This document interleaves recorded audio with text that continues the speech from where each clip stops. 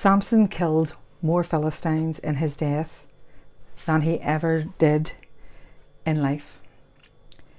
At the festival, I can imagine it would have been very rich people. All the rich leaders of the Philistines, their wives and their families, and they were there and they died. So who was left to run that city and rule over the children of Israel? You kind of think to yourself, did this start a countrywide panic? Because you can imagine if anybody's ever seen Designated Survivor, it's where the Capitol building blows up with the president and the vice president and all the other sort of cabinet members, and they're all there and they're all dead. So there's just this one guy who's just an ordinary analyst, is the designated survivor, so he becomes the president and then has to try and rebuild the government.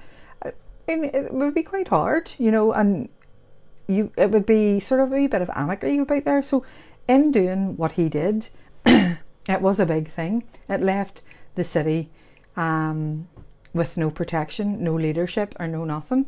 And it might have been the start of the downfall of the Philistines, although they were always there, but they never ever, sort of like became total rulers over the children of Israel once Saul and David came along. Samson's family came and I assume dug him out and buried him with his family. Samson was honoured by God and his family despite his selfish attitude, because you never hear Samson talking about his family.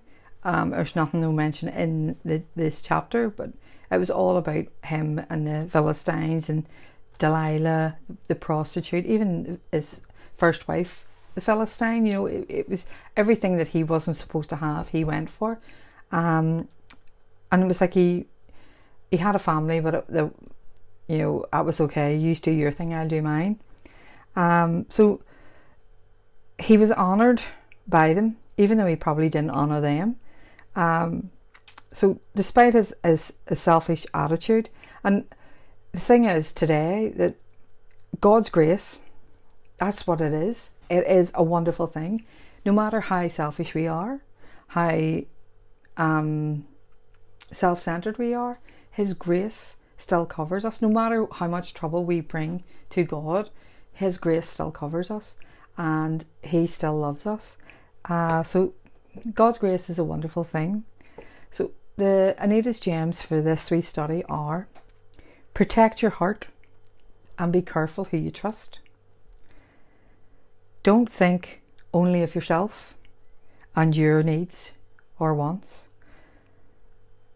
God, who starts a good work in you, will finish it. But don't wait till the end to trust him.